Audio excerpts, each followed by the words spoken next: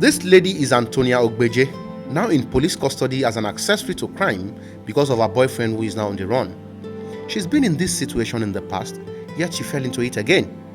According to her parents warned her severally of the company she keeps, but she turned deaf ears and consciously bringing up trouble for herself.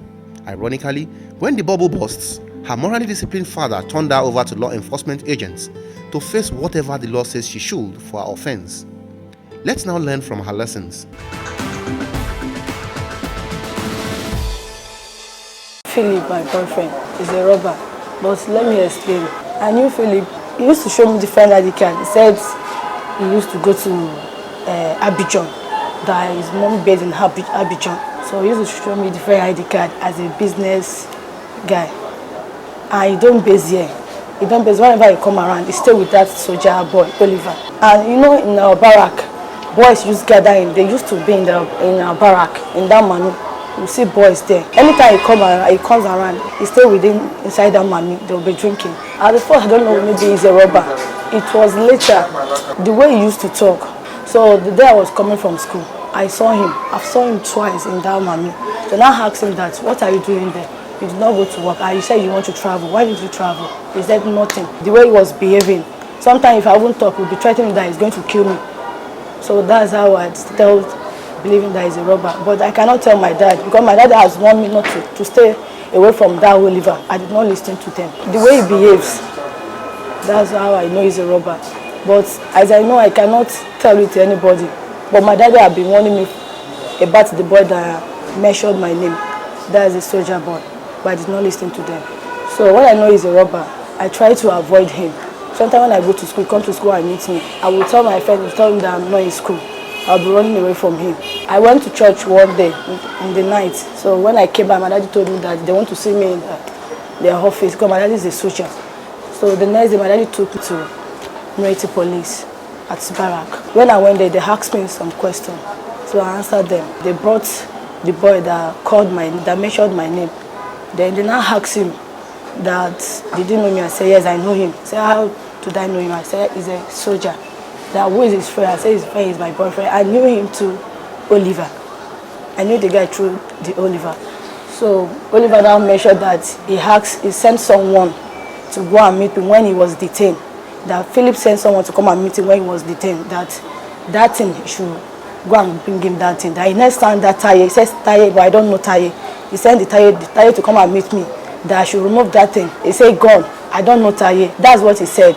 I told her I did not do it because my daddy is a soldier. If they should catch up with it, they will drive my daddy out. I cannot do it. At first, I don't know. It was later I knew that I tried to avoid him before they arrest me. I've already told him that he should stop coming to see me. But he used to come to my school and ask after me. But I would tell my friend and tell him that I'm not around. And I was scared then. I don't want to tell my dad. That's the mistake I made. The way he threatened me, the way he talked to me, that's why I cannot stay away from him. Not because of the money. I was scared. That's what happened. That's why I get into this mess. I wish I tell my daddy all this will not happen because my school is not very far from our place. It's Vos. So whenever I go to school, he come threatening me. So that's why I'm scared. I don't want him to do me anything.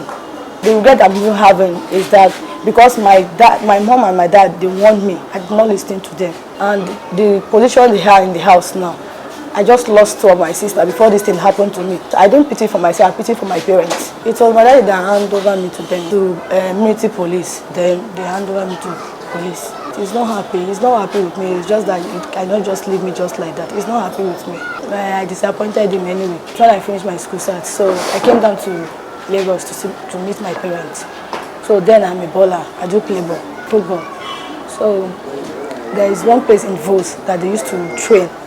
That's when I normally went to train. So that's when I know the guy, AB, and the guy too is a barrack boy. So we do exchange kids together. Kids for football. From there I started dating him. That same year we went to one party like that. It was my elder brother that invited me to the party. Some policemen came and they came to raid that place. And they now took us to Zone 2. Took all of us, everybody in the hall, they took us to Zone 2. It was when they would start interrogating that guy. that is a robber. They select some people. It's like they gave them information, so they select them and they started asking them question. So they now called, they asked the guy that if I know that he's a robber. He said no, that I don't know. He's even claiming that he's not a robber, but they say he's a robber. Policeman said he's a robber. Then they now asked me if I know he's a robber. He said no, I don't know. So they released me the next day. They released me and my elder brother and some girls. So when I came up, so it was 6 months later, they released him. When they released him, so he now came back to barrack. So he wanted me to start dating him again. So that problem, whenever I go out, will be, so my mommy is not happy with it, even my father is not happy with it. So now I told them that I will go and meet my auntie in Warri. That's how I went to Warri. When I came back, he told me that it was his mother that even told me that he's dead. That I wish I'm around, nothing will happen to the guy. I say I don't understand what she's saying. That what is he saying? That I should let me understand. Like because I used to, whenever I want to go out, I used to tell him not to go out, not to do this, not to do this. That I see the way I used to talk to him. That I wish I'm around, the guy will know that he will listen to me wherever I want to go to. So I cannot say because of money. I will know that they are armed robber. I will be jumping from one place to another. No, because I don't know. That's the problem. I don't know. That environment is very bad. That environment, especially in the barrack. When he came out from Zone 2, when he was arrested, it was my daddy that came to bail us. So when he came out, that's when he started disturbing me. So I now told my dad what happened, because he told my daddy in Zone 2 what happened.